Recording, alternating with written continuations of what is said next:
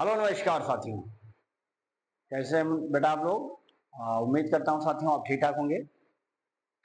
Friend, आज हम देखने वाले हैं क्लास 12th के चैप्टर नंबर बायोटेक्नोलॉजी का ये लास्ट लेक्चर होगा, जिसमें हम इसको फाइनल लेक्चर के रूप में देखेंगे। आज हम लोग देखने वाले हैं, बहुत ही स्मॉल या छोटा टॉपिक होगा लेकिन बहुत मजा आने वाला है। इससे पहले जो हम लोगों ने देखा था लाइगेशन के बारे में, कि जो आप GIOA होता है, यानी कि जीन ऑफ इंटरेस्ट जो आपका होता था, कैसे उसको लाइगेशन करते थे, कैसे कट करते थे, अलग अलग प्रकार के एंजाइम देखते थे, उसके लिए क्या इंपॉर्टेंट था, वेक्टर क्या था, प्लाज्मिड क्या था, ये सारी बातें हम लोगों ने देख लिया था। अगर एक स्पेशल एक आइडियल वेक्टर है तो उसके पास क्या होना चाहिए, साइज उसकी स्मॉल थी, ORI साइट होना चाहिए था, उसमें रेस्ट्रिक्शन साइट होना चाहिए था, उसमें सिलेक्टेबल मार्कर होना चाहिए था। इसी को आधार बनाते हुए लैब में सबसे पहली मर्तबा जब PBr322 बनाया गया था, जो कि बॉलिवर एंड रॉड्रिगुez साहब के द्वारा बनाया गया था, उसमें देखा गया कि यह एक आइडियल वेक्टर के रूप में जाना जाता है, क्योंकि उसके पास सारी चीजें अवेलेबल थी। यानी सिलेक्टेबल मार्कर, यानी कि उसके पास कहीं ना कहीं एंटीबायोटिक रेजिस्टेंट जीन भी पाया जाता था, चाहे वो एम्फिसिन का होता था, चाहे टेट्रासाइक्लिन का होता था, या चाहे किसी और का होता था। इस प्रकार से वह एक आइडियल वेक्टर के रूप में आया। हम लोगों ने फिर PUC8 के बारे में देखा था, और उसके बारे में हमने ये कंफर्म किया था कि कैसे चीजों को आसान तरीके से एक्सप्लेन कर सकते थे।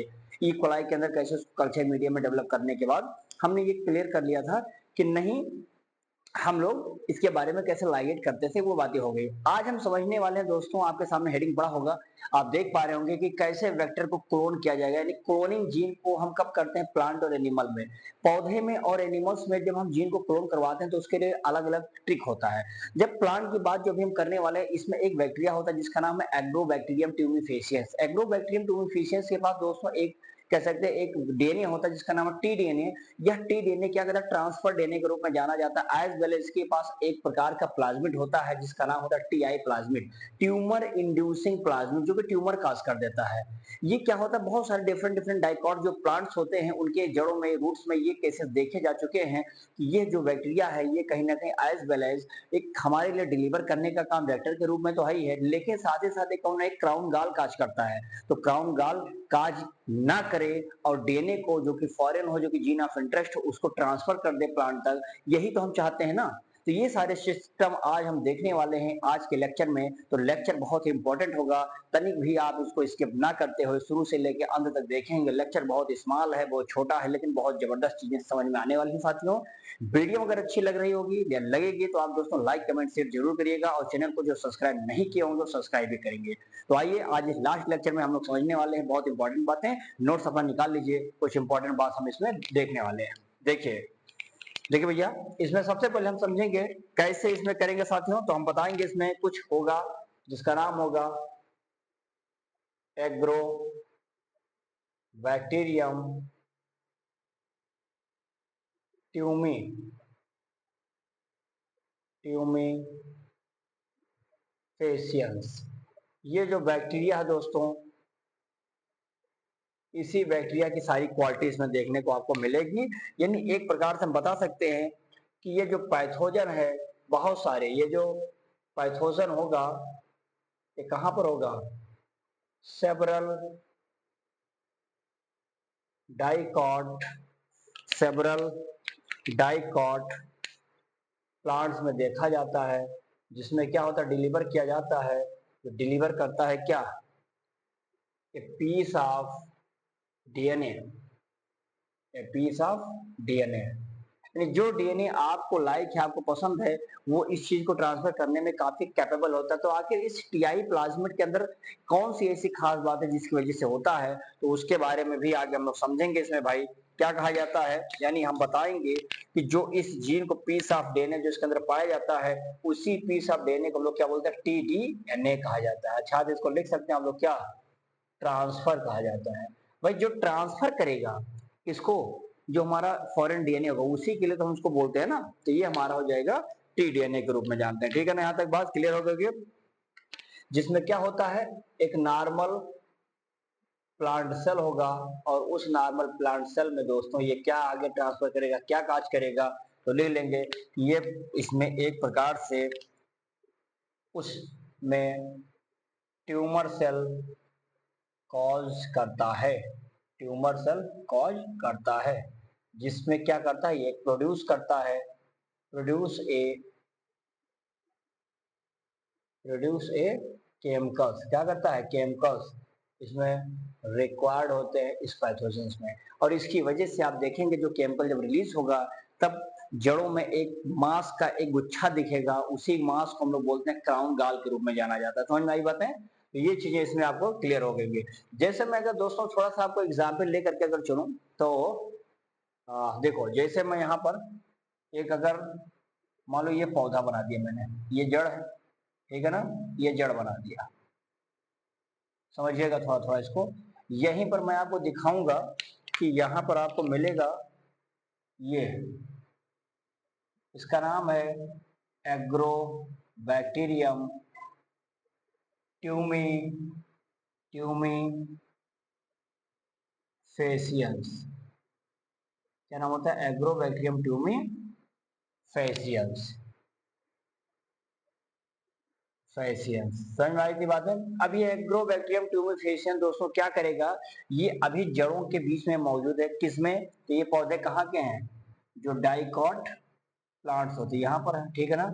अब हम आगे देखेंगे दोस्तों इसमें क्या होगा कि इसका हम एक देखेंगे इसका सेल, यानी हम देखने वाले हैं कि ये पूरा का पूरा एक बैक्टीरिया का सेल होगा, ठीक है ना।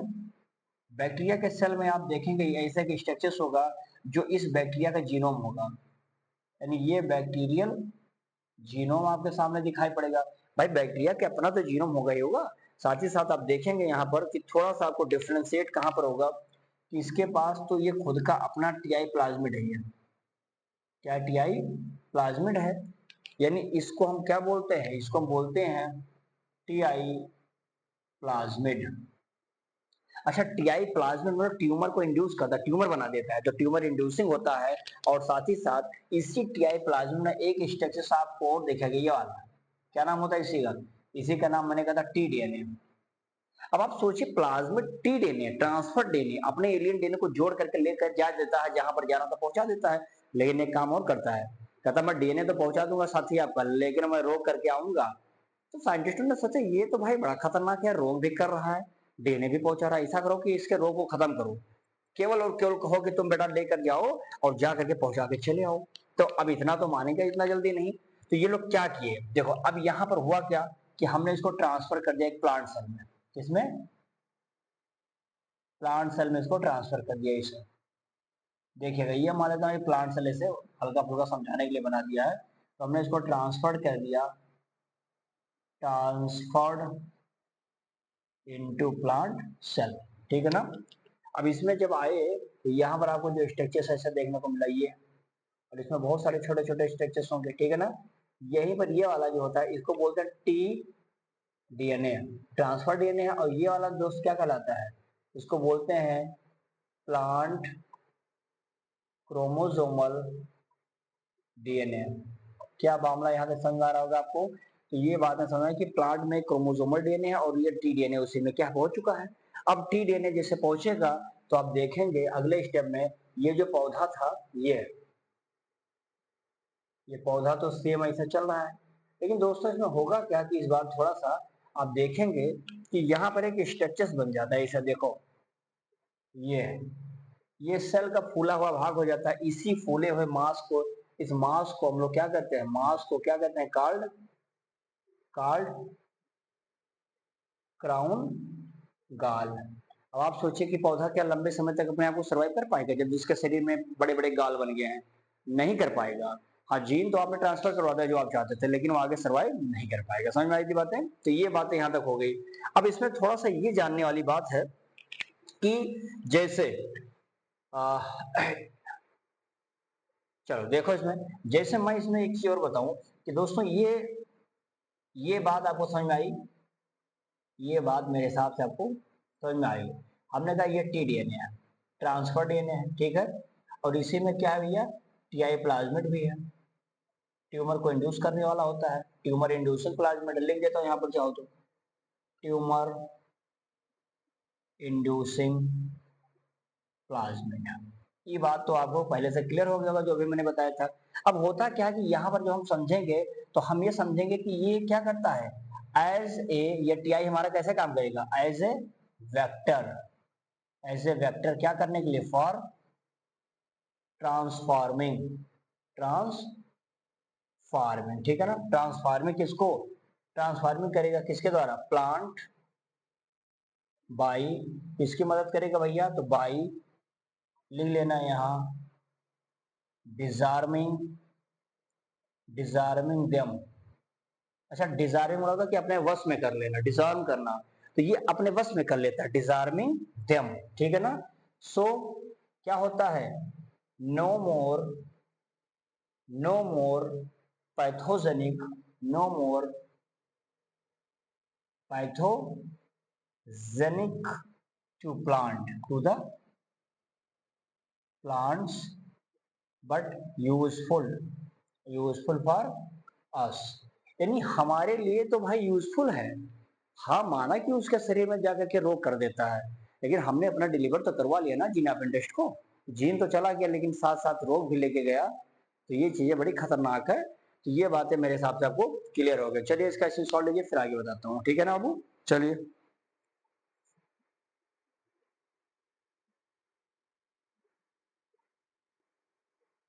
चलिए दोस्तों, अब ठीक इसी तरह से जो रेट्रो वायरस होता है, ये रेट्रो वायरस क्या करता है, ठीक ऐसे वो भी क्या करता है, डिजार्म करता है, इसको क्या करता है भैया, डिसआर्म्ड करता है। और जो डिजायर डीएनए होता है, डिजायर डीएनए जो होता है, इसको ट्रांसफर करता है, ट्रांसफर टू द, किसके पास, टू एनिमल्स में। तो आपने एक चीज देखा कि टीआई प्लाज्मिड जो था प्लांट में डिलीवर करता है जीना टेस्ट को, और ये भाई साहब क्या कहते हैं, रेट्रोवायरस लोग एनिमल के केसेस में क्या करते हैं, जीन को ट्रांसफर करने का काम करते हैं। ये बात आपको शायद क्लियर हो गया होगा, ठीक है ना। चलिए आगे बढ़ेंगे इसमें हम लोग।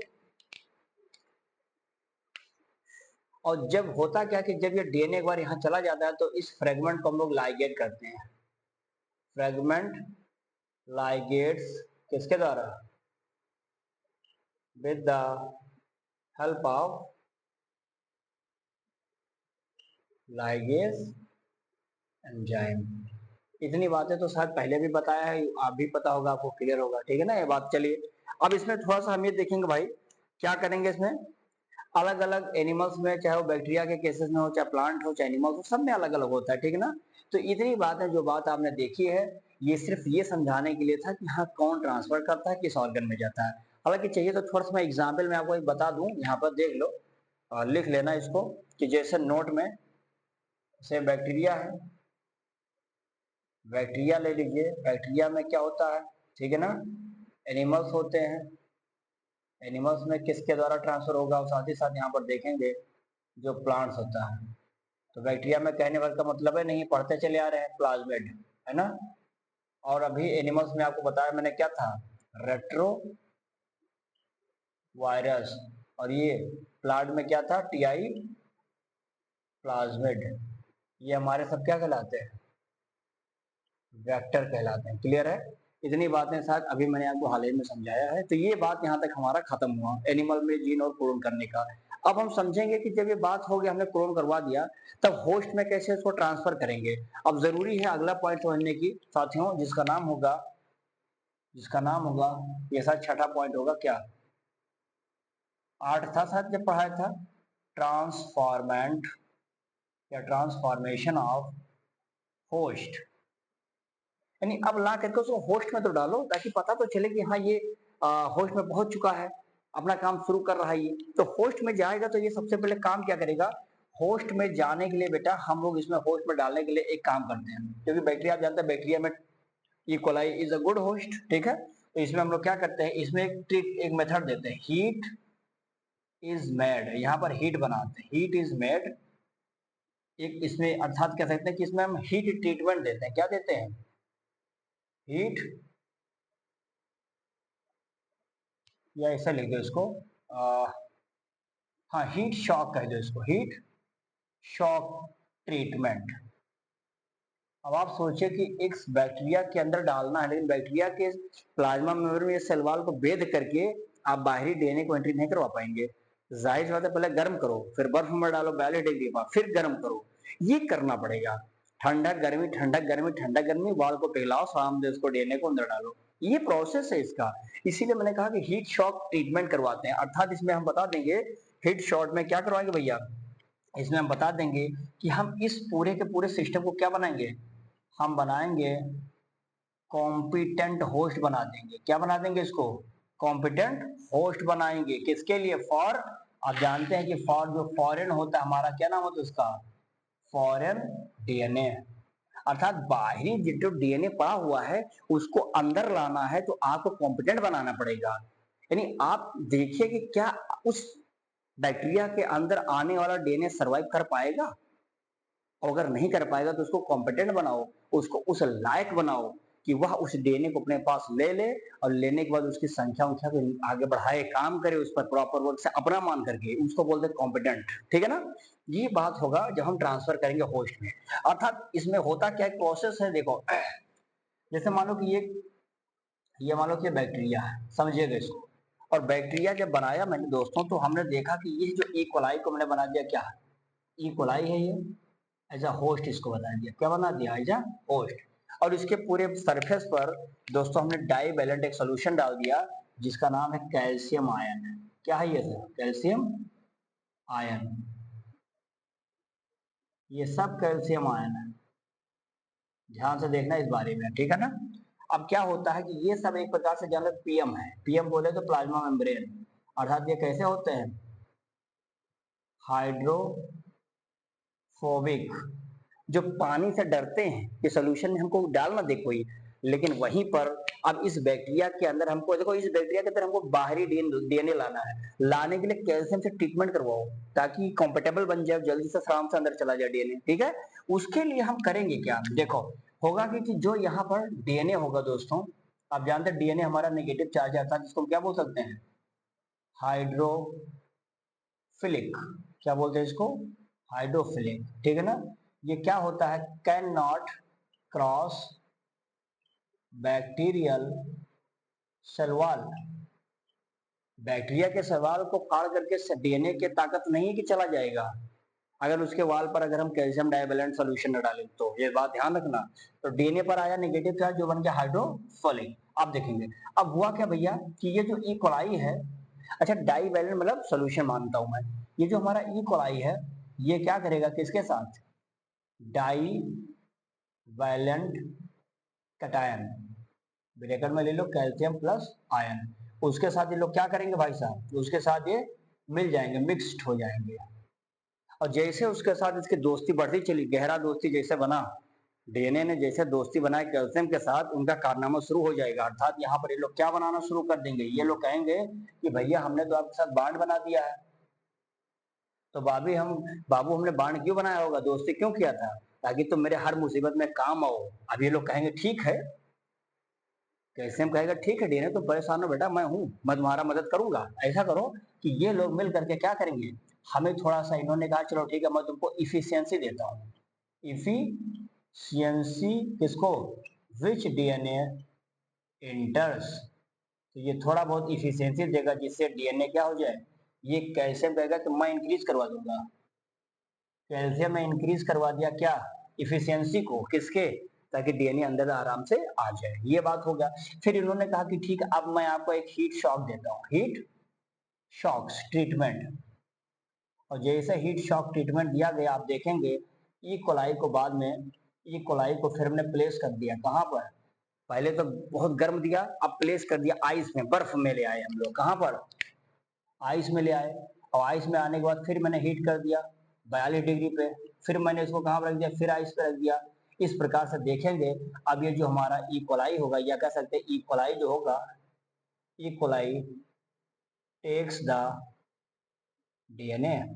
तो डीएनए को अगर ई कोलाई अपने बॉडी में लाना चाहता है तो ये प्रोसेस करना ही करना पड़ेगा, कॉम्पिटेंट बनाना ही बनाना पड़ेगा, अन्यथा डीएनए जाएगा नहीं, वैसे रह जाएगा। डीएनए के साथ जैसे बहरन बहरी से दोस्ती करो नेगेटिव पॉजिटिव बना करके, क्योंकि कैल्शियम पे प्लस है, डीएनए नेगेटिव है, प्लस और माइनस के बीच में बॉन्डिंग जबरदस्त होती है। जैसे एक लड़के लड़के में देखो प्लस माइनस नेगेटिविटी और पॉजिटिविटी के माध्यम से अट्रैक्शन कितना तगड़ा होता है। तो ये दोनों दोस्ती करेंगे अपनी, और दोस्ती करेंगे तो कहेगा भाव चाहे जो होगा हम डीएनए तुमको अंदर ले लेंगे, प्रोसेस है ये।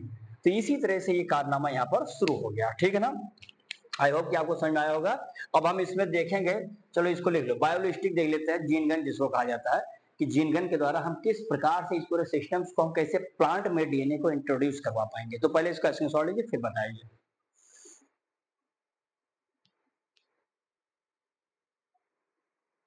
चलिए भैया, पहला हमने देख लिया कि इस तरह से हमने हीट शॉक दिया, फिर डीएनए के अंदर हमने इंट्रोड्यूस करवा दिया डीएनए को, उसके अंदर पहुंच गया।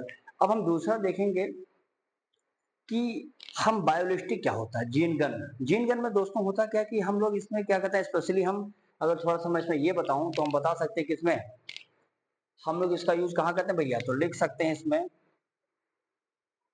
Used for plant. प्लांट्स में इसका यूज किया जाता है। इसमें होता कुछ नहीं, इसमें बहुत सिंपल है। इसमें हम लोग यूज करते हैं गोल्ड का, क्या करते हैं, गोल्ड का एंड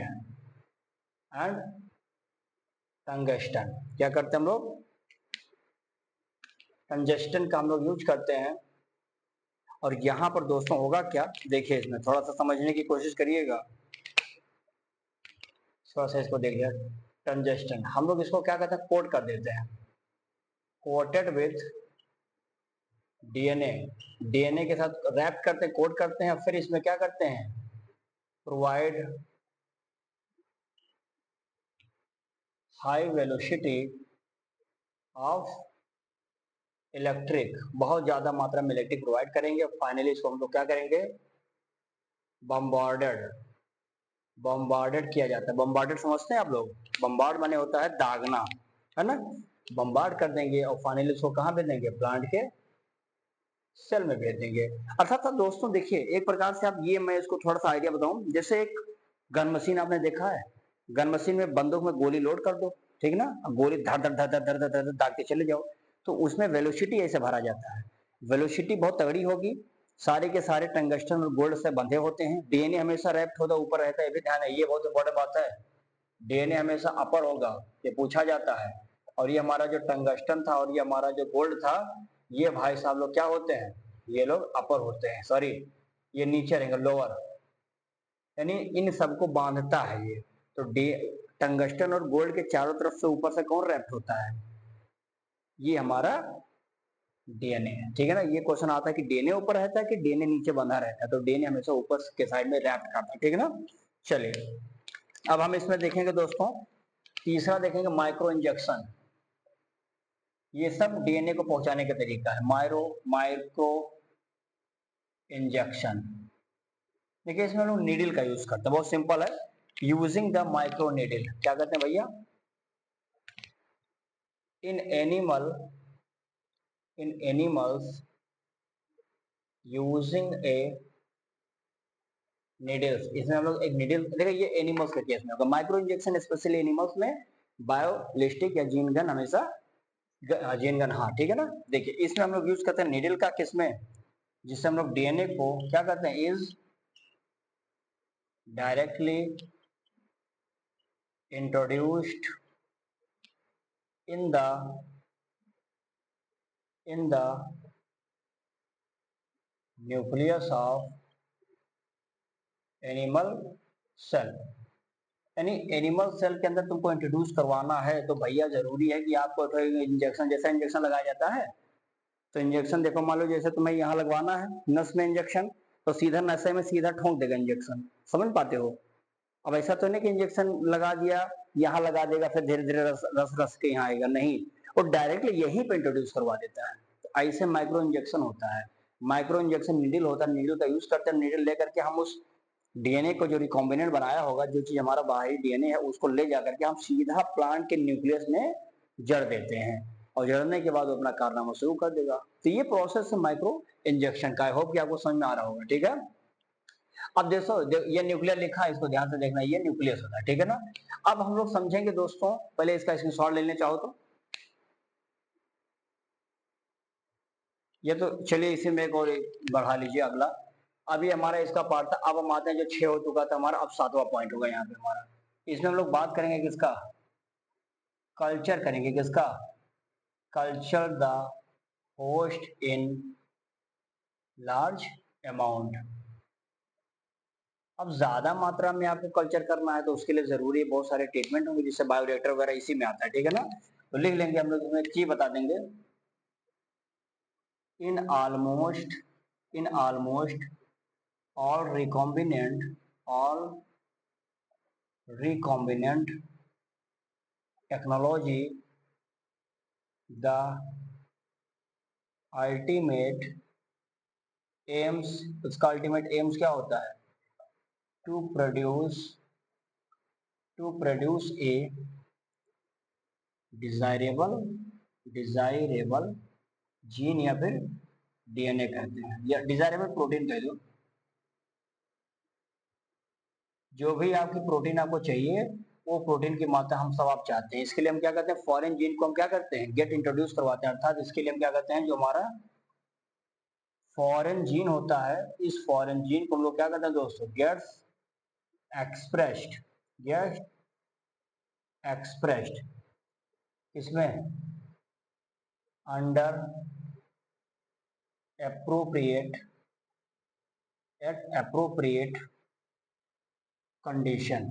तो वो एप्रोप्रिएट कंडीशंस में अगर आपने रख दिया है तो जान जाओ कि जैसे फॉरेन डीएनए को ला करके आपने गेट इंट्रोड्यूस कर दिया, फाइनली जितना चाहो उतना तैयार कर लीजिए। लेकिन अब उसके लिए चाहिए कि लार्ज स्केल में बनाना है, तो आपको चाहिए एक ट्रिक जिसका नाम इसमें यही होगा, जिसका नाम है बायोरिएक्टर। क्या है उसका? बायोरिएक्टर। बहुत ही जबर चीज है, इसमें जान लो ये बहुत आता है। बायोरिएक्टर क्या है? कुछ नहीं है, देखो बायोरिएक्टर्स में सिंपल हम बता देंगे, बहुत नॉर्मली समझेंगे। जैसे बता देंगे पहला कि ये एक टैंक होता है। क्या होता है ये? टैंक्स होता है, ठीक है ना। टैंक्स का है, इसको वेसल्स कह दीजिए। किस लिए वेसल्स होता है? फॉर कल्चर के लिए टैंक बनाया जाता है, ठीक है। जिसमें होता क्या दोस्तों, लगभग आप मान के चलिए कि इसमें आप 100 लीटर से लगा करके 1000 लीटर तक इसमें हम लोग उसका वॉल्यूम होता है, चीजों को रख सकते हैं। और इसी में आप देखेंगे कि आपको क्या मिलेगा, एक प्रॉपर एरिएशन होता है। इसमें प्रॉपर एरिएशन होगा, इसमें मिक्सिंग होता है। इसी में आप देखेंगे दोस्तों कि क्या होता है, एक इसमें फोम ब्रोकर कह दीजिए, ब्रेकर कह दीजिए, ठीक है ना। यानी हम समझ सकते हैं कि जितने इसमें एक झाग बनता है, उस झाग को कोई तो तोड़ने वाला होगा, तो उसमें एजिटेशन होता है, लगातार पंखे की तरह चलता रहता है, और उस पंखे के माध्यम से उस फोक को, झाग को तोड़ देता है। अदरवाइज आप देख ही ना पाएंगे क्या है इसमें, क्या बना है। तो ये चीज हो जाता है, ठीक है ना। इसका पीएच कंट्रोल करने का सिस्टम इसमें लगा होता है, ठीक है ना। ये चीजें बहुत इंपॉर्टेंट है। इसी में आप देख सकते हैं भाई साहब कि इसमें सैंपलिंग पोर्ट पाए जाते हैं। इसी में टेम्परेचर को कंट्रोल करने वाला सिस्टम होता है, टेम्परेचर कंट्रोल सिस्टम होता है ना। इसी में स्टेराइल कंडीशन होता है। स्टेराइल कंडीशन समझते हैं कोई? स्टेराइल मतलब ये होता है कि आप कि इस पूरे टैंक में कोई बाहरी माइक्रोब्स एंट्री ना कर पाए, ये सारे सिस्टम्स लगे होते हैं। तो ये चीजें इसमें आपको देखने को मिलती हैं। जैसे अगर यहाँ पर थोड़ा सा मैं अगर ओरली हल्का सा बहुत ऐसे हल्का सा मात्र बताने की कोशिश करूंगा। जैसे देखेंगे, जैसे ये सब ऐसे सिस्टम बने रहते हैं इसमें, ऐसा, ठीक ना भैया। और यहाँ पर आप देख सकते हैं इस प्रकार से ये यहाँ पर इस तरह से सिस्टम सब लगा रहता है, और ये पूरा ऐसा चला आता है। यहाँ पर आपको ऐसे एजिटेशन करने के लिए पंखे नुमा के स्ट्रक्चर ऐसे दिखाई पड़ेंगे, ठीक है ना। ये पूरा का पूरा हमारा खेल आता है। देखो यहाँ पर तुम बता देंगे, इसको मेजरमेंट करता रहेगा, ठीक है। ये वाला हमारा एक मोटर होता है। थोड़ा सा मैं इसको हल्का सा आपको जानकारी दे देता हूँ। ये जो आप देख सकते हैं ये सर, ये हमारा क्या है, एक फ्लैट ब्लेडर है। ये फ्लैट ब्लेडर है, और यहीं पर आप देखेंगे पूरा हमारा क्या है, कल्चर होता है, ठीक है ना। ये सब जो है ये, इसको हम बोलते हैं कल्चर ग्रोथ। ये कल्चर ग्रोथ हो जाते हैं। और यहीं पर आप देख सकते हैं दोस्तों, ये सब जो इसमें पाए जाते हैं, इसका नाम होता है ये एसिड बेस को कंट्रोल करने वाला, इसी में ऐसा टिक लगा होता है ये सब, ठीक है ना। एसिड बेस यानी पीएच, सिंपल आप बताइए, पीएच को कंट्रोल किया जाता है। आप जानते होंगे कि पीएच 0 से लेकर 14 तक होता है। 0 से लगा के 6 तक आपका एसिड होता है, 7 पर न्यूट्रल हो जाता है, उसके बाद जो 14 तक होता है हमारा बेस में आता है, ठीक है ना।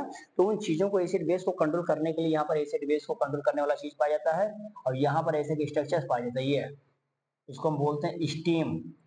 एक भाप निकलता है, किस लिए? स्टीम फॉर स्टेरिलाइजेशन, ये चीजें जो होती हैं और यहीं से आपको नीचे की तरफ एक स्ट्रक्चर दिखाई पड़ेगा जो कि स्टेराइल एयर यहाँ से निकलता रहता है, ठीक है ना। ये चीज यहाँ पर दोस्तों देखेंगे तो ये हमारा होता है एक सिस्टम्स होता है। अब हम जानने की कोशिश करेंगे कि क्या हमारा हम लोग मोस्टली कौन सा बायोरिएक्टर यूज करते हैं, तो यहाँ पर देख लो मोस्टली हम लोग दोस्तों यूज करते हैं किसको, कौन सा बायोरिएक्टर, तो इसका नाम होता है स्टिर्ड। क्या होता है, स्टिर्ड टाइप।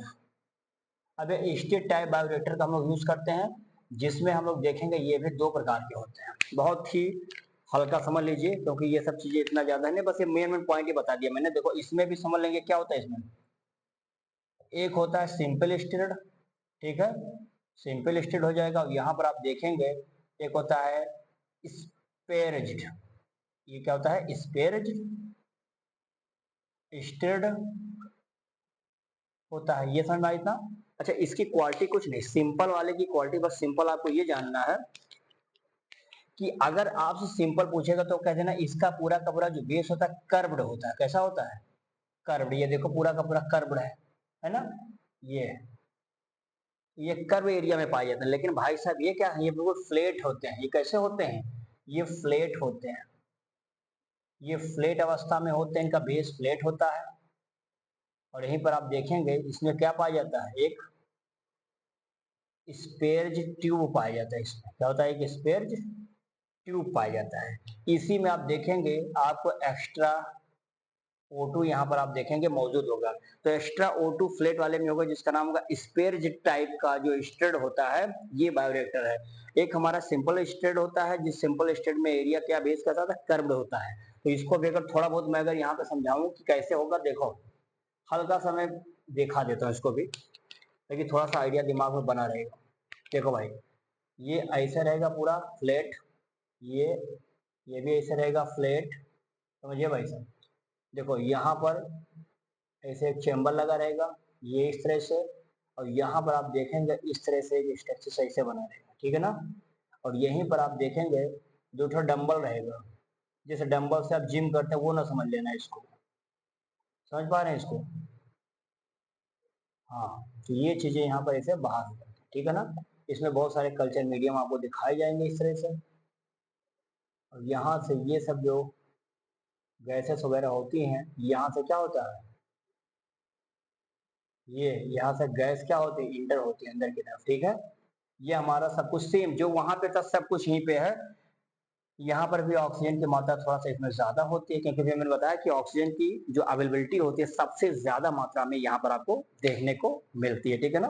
तो ये हमारा जो बेस होता है कैसा होता है भाई साहब, फ्लैट होता है, समझ में आया। तो ये चीजें इसमें क्या होता है कि जो बबल्स होते हैं, तो बबल्स दोस्तों क्या होता है कि इसमें बबलिंग जो होती है, इस बबलिंग में आप देखेंगे कि यह जो ऑक्सीजन की वैल्यू होती है इंक्रीज हो जाती है, जिससे ये ट्रांसफर कर देता है, एरिया को ट्रांसफर करने की कोशिश करता है। तो बबलिंग सबलिंग जो भी आपको दिखाई पड़ेगा, ये अवेलेबिलिटी यहाँ पर होगी। ऑक्सीजन की मात्रा सबसे ज्यादा आपको कहीं पर होगी, कहीं पर कि दोनों बायोरिएक्टर में पूछा जाए किसमें होती है, तो कह देना कि भैया जो स्पेयर टाइप का जो स्टेट हमारा बायोरिएक्टर टाइप है सर, उसमें ऑक्सीजन की अवेलेबिलिटी ज्यादा होती है, जिसका बेस कैसा होता है, फ्लैट होता है, बिल्कुल सीधा। लेकिन इसकी बात करेंगे तो कह देना सर इसमें कर्व्ड होता है। क्लियर यहाँ तक बात। तो चलिए इसका स्क्रीनशॉट लीजिए, फिर थोड़ा सा बच्चा 2 मिनट और बता देता हूँ।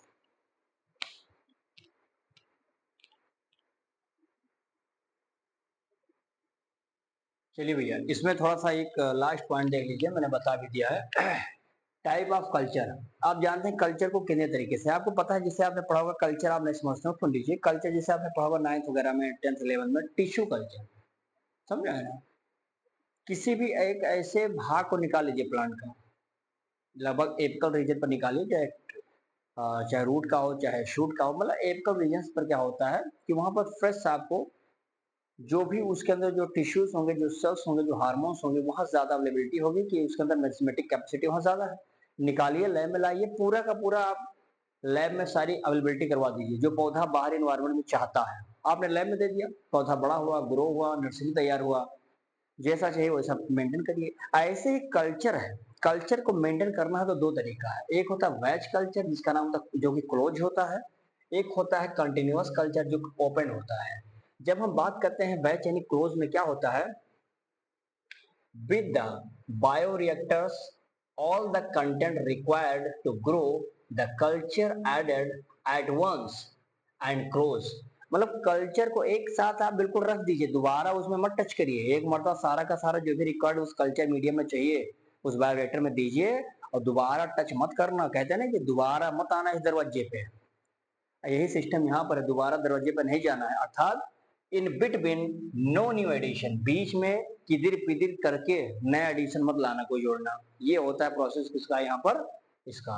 लेकिन कंटिन्यूअस में क्या है, while the process is ongoing, जब प्रोसेस शुरू हो जाए, बीच में भी क्यों ना हो, between the new edition of the fresh culture could be done and used to culture can be withdrawal, यानी कि बीच में चल रहे प्रोसेस में तुम आ जा सकते हो, कोई फ्रेश मटेरियल डाल दीजिए, बाहर से कुछ निकाल लीजिए, विड्रॉल कर लीजिए। जैसे क्लास चल रहा होता है, जब आप बड़े लेवल के हो जाते हैं, क्लास चल रहा है, मन हो जब उठ के चले जाओ, मन हो जब आ जाओ। यही सिस्टम करता है कौन सा कल्चर मीडियम, तो उसका नाम है कंटिन्यूअस या ओपन कल्चर मीडियम बोलते हैं। So that is the any time you can just withdrawal और any time you can just put anythings like a fresh culture to there. Clear, ये बातें आई होप कि आपको क्लियर हो गया होगा। तो इस प्रकार से ये चैप्टर, या तो इसमें एक पॉइंट मेरे हिसाब से चीज छूट रहा है, जहां तक मुझे याद आ रहा है, कौन सा होगा एक, हाँ डाउन स्ट्रीम। देखो भाई एक पॉइंट हमारे हिसाब से था, ये मैं बता देता हूँ। डाउन स्ट्रीम्स है ना, डाउन स्ट्रीम्स प्रोसेसिंग क्या है, बहुत आसान है, एक लाइन में बता देता हूँ। डाउन स्ट्रीम प्रोसेसिंग में कुछ मत कहिए, सिंपल कहिए कि साहब एक्सट्रैक्शन ऑफ, क्या होता है ये, एक्सट्रैक्शंस ऑफ किसका, ऑफ द डिजायर्ड प्रोटीन। कोई भी डिजायर्ड प्रोटीन को एक्सट्रैक्ट कर लीजिए, बाहर निकाल लीजिए, अर्थात ध्यान लिख दीजिए सेपरेशन करना, सेपरेशन एंड प्यूरिफिकेशन। ये प्रोसेस जब हम कर लेते हैं किसी भी डिजायर प्रोटीन का अलग करना, यानी हम कह देंगे कि जब ये प्रोसेस चलेगा तो इसमें हम लोग क्या करते हैं, इसमें बताइए कि before before marketing before marketing preservative preservatives है ना एडेड, यानी हम मार्केट में बेचने से पहले उसको प्रिजर्वेटिव उसमें ऐड कर दें, है ना, ताकि वो सुरक्षित तो रहे कम से कम। अर्थात बता देंगे कि इसमें हम लोग क्या करते हैं, बड़े ही स्ट्रिक्ट क्वालिटी की बात करते हैं। स्ट्रिक्ट क्वालिटी जो इसमें कंट्रोल होगा उसको हम लोग टेस्ट करने के लिए, यानी टेस्टिंग के लिए करेंगे, किस लिए, for each product, for each products, जिससे हमारा क्या होगा, इज आल्सो रिक्वायर्ड। अर्थात जो भी बहुत स्ट्रिक्टली क्वालिटी इसमें कंट्रोल करने वाली चीज होंगी, टेस्टिंग के लिए होगी, ताकि फॉर ईच द प्रोडक्ट हमारे कैसे हो जाए, आल्सो बी रिक्वायर्ड। सारे प्रोडक्ट्स आप इसमें यूज करिए, मार्केटिंग करने से पहले उसको प्रिजर्व करिए। यानी हम कहते क्या है, जो हमारी डिजायर्ड प्रोटीन है उसको आप क्या करेंगे, आइसोलेट कर लीजिए, सेपरेट कर लीजिए। यही प्रोसेस ध्यान रखिएगा। इस प्रोसेस में एक चीज ध्यान रखिए, सेपरेशन एंड प्यूरिफिकेशन। अब मान लीजिए कि जैसे आप देखेंगे जब माइनिंग की जाती है तो माइनिंग के द्वारा क्या चीजें प्योर मिलती हैं आपको, नहीं। जब कोल माइनिंग होती है तो उसके अंदर बहुत सारे मिनरल्स मिलते हैं जो कि इम्प्योर अवस्था में होते हैं, तो क्या सीधे लाके वहां से उजाड़ करके बेच देते हो, नहीं, उसको पहले प्यूरिफाइड करते हो, सेपरेट करते हो, उसके अलग अलग चीजों को निकालते हैं जो गंदे गंदे चीजें होती हैं, कच्चे से पक्के में चेंज करते हो, तब जाके बेचते हो, तभी तो पैसा अच्छा मिलता है। तो यही चीजें बहुत सारा प्रोसेस कर चुके हो, लेकिन जब तक आप उसको सेपरेट और प्यूरिफिकेशन नहीं करोगे, जब तक मार्केट में उतारा नहीं जाएगा, तब तक के लिए उसको प्रिजर्वेट करिए, अच्छे से उसमें ऐड करिए, तब जाके मार्केटिंग में उसकी वैल्यू होगी और अच्छी कीमत पर वो क्या होगा, आपके सामने दिखाई पड़ेगा। ठीक है, so now friends we have just done this chapter biotechnology.